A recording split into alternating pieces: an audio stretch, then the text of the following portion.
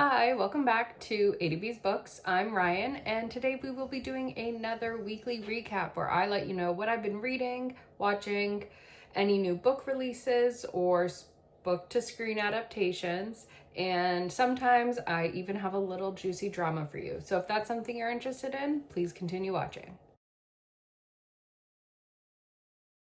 First things first, what did I read this past week? So I have been continuing to read The Impossible Fortune by Richard Osman, and I ended up reading 52% this week. The bulk of it was over the past weekend on my reading sprints, as well as watching the Blue Jays play. I can read and then just look up quickly when there's a pitch. So I've been reading during the baseball games, which is lovely. I'm still very much enjoying this book and I plan on finishing it tonight during the baseball game.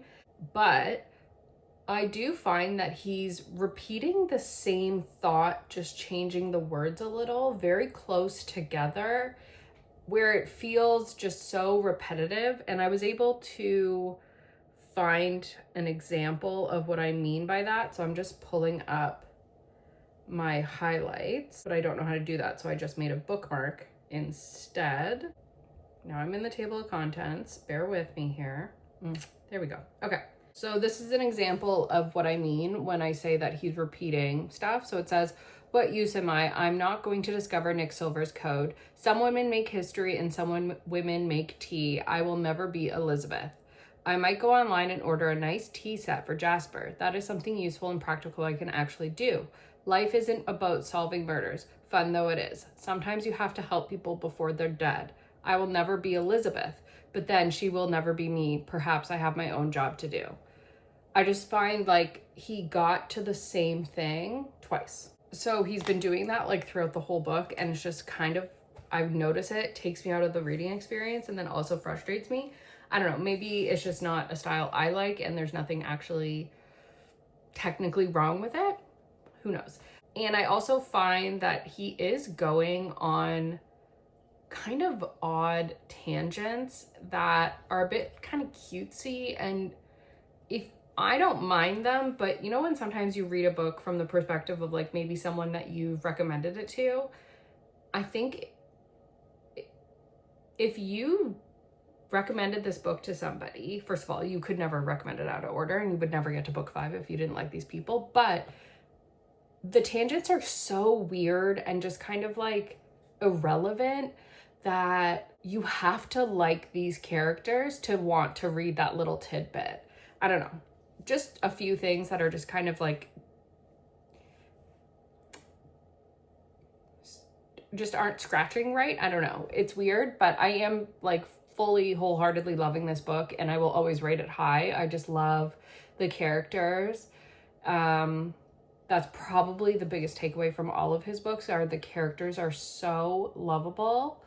But yeah, so we'll see how I actually, end up rating this book in the end. But I'm also making progress on The Midnight Feast by Lucy Foley. I read 42% or listened, since it is my audiobook. And unfortunately, the loan that I had at the library did lapse, but I will just listen to it with my Spotify minutes or hours. And I'm enjoying it. I'm excited to find out like who and what the heck is going on.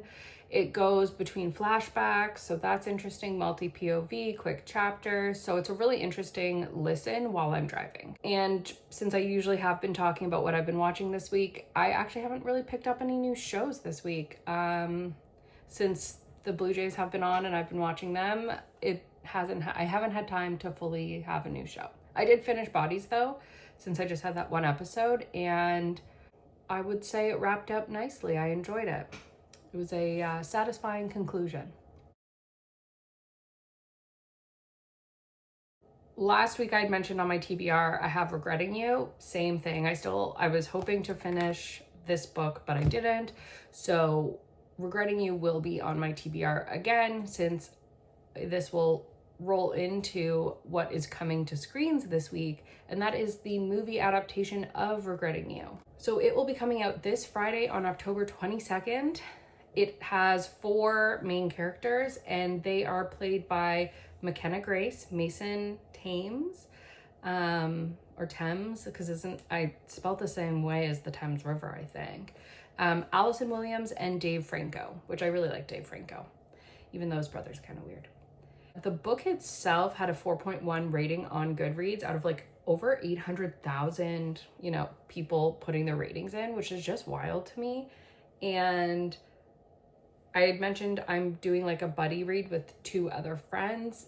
One had a meh review and one really enjoyed it. So I'm curious to see where I'll land with it. And I guess the synopsis is, which will be good for me to, know when I go into reading. I have a bad habit of not reading the synopsis, primarily for book club books. So when a devastating accident reveals a shocking betrayal, Morgan Grant and her daughter Clara explore what's left behind as they confront family secrets, redefine love, and rediscover each other.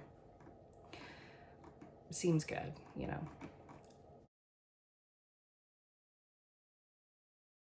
There aren't any real new to shelf books that I had flagged for this particular week, but when I went to go look to see if I'd missed anything, I found a book that was interesting to me that would have been released last week on October 14th, and it is called The Missing Pages, a novel by Allison Richmond. It just kind of stood out to me because of the title, the cover, and when I read the description, it sounded so interesting, and like, who hasn't had a Titanic era in their life? And I'm kind of living one again right now.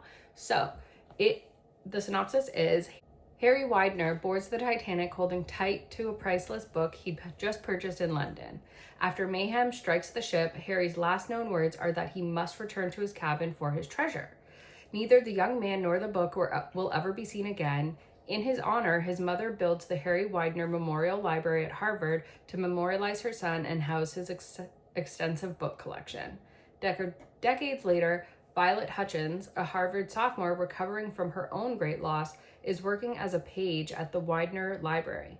When strange things begin happening at the library, books falling off shelves or opening to random pages, Violet wonders if Harry Widener's ghost is trying to communicate the missing pieces of a story from beyond the grave.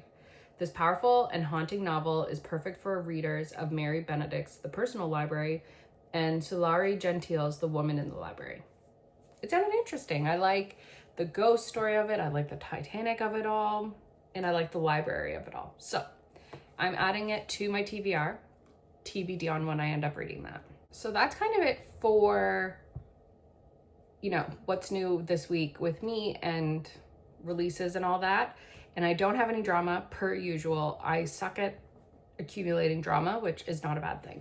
I have seen on TikTok a couple creators, one which is a YouTuber, Peruse Project, who's probably my favorite booktube YouTuber. She's the one, it was her TikTok that I originally saw, so we'll watch that right now. Tomorrow, I'm starting 75 Booked, which is a reading challenge designed to help jumpstart your reading, which I desperately need. I have a reading. I also need a jumpstart for reading books and everything. Combine that with a recent count of my physical TBR totaling 238 I do unread not have books. as many I am on my in dire need TBR of as some that. inspiration. So, enter in a reading challenge inspired by 2 amazing creators on this app. The structure of the reading challenge is pretty straightforward. First and foremost, your goal is to read an hour and a half every day, with 45 of those minutes not being in bed. Next up is a book bind ban, and with my 238 physical unread books, obviously this is much needed. Plus, it'll be nice to be able to focus on my backlog of books. And then from there, I've decided to remix it a bit with an additional focus on audiobooks. I want to do more reading paired with other hobbies. Okay, so I'm gonna stop it there. She just goes into her own personal goals for this period, for this challenge, and how she'll integrate that with audiobooks. So this is the original video that I watched. It'll be linked down below if you want to go personally see it and finish it. And I loved it. So then I also wanted to credit the original creator. So I went to her TikTok, and now let's watch that. Welcome to day 0 of 75 Day Booked, a reading challenge I designed to get you back into reading. This is my take on 75 Hard, but for readers. How does it work and what? Which I just want to say, I don't like 75 Hard. Never have, never will. I don't like, okay, so sorry if this offends anyone. I don't like self-help.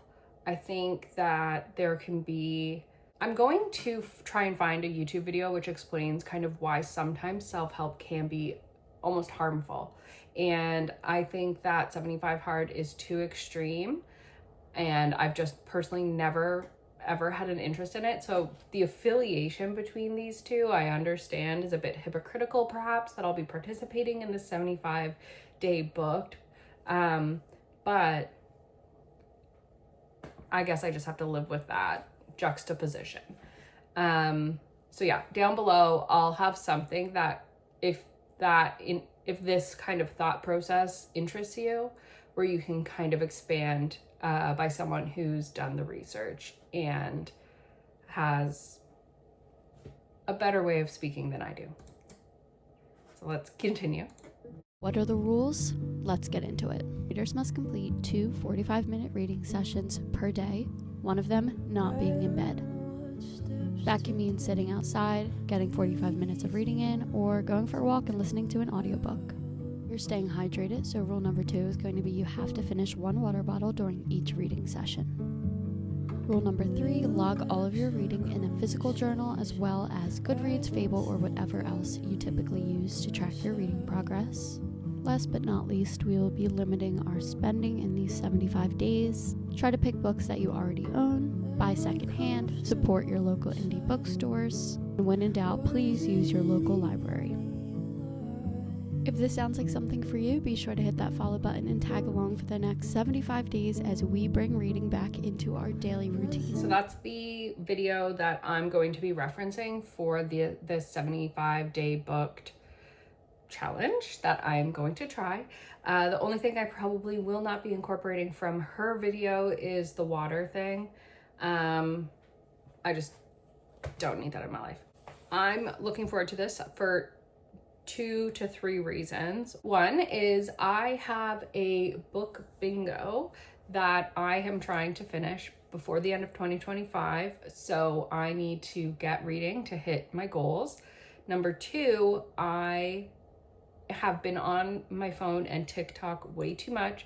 So I'm trying to actively reduce that. And so I'm hoping that by doing an hour and a half of reading, I will be replacing my scrolling time. And number 3 is very niche, or not that niche, but kind of. I just got a fountain pen. Okay, I'm obsessed. Literally just got it today. And I didn't realize this was part of it, but I'm excited that this is part of it, is the whole journaling thing about tracking in a physical journal what you, I don't know, you can interpret that whatever you want. So I'm just going to do it. But I want to practice writing because I'm trying to improve my penmanship. So I'm going to be logging it in just this random old notebook that I'm just trying to finish because I have, I think like anyone, an affinity for stationery, and I have accumulated a handful of notebooks that I don't really have purposes for. So this is great to use that. So I'm going to be doing this challenge and I'm very excited about it. I will keep you updated on if I'm successful. I'm really going to try to do the 75 days of reading an hour and a half in 2 sections. I'm not going to be so strict about the like 45 and 45, and I definitely will try to do the like not in bed, but I actually don't read all that much in bed.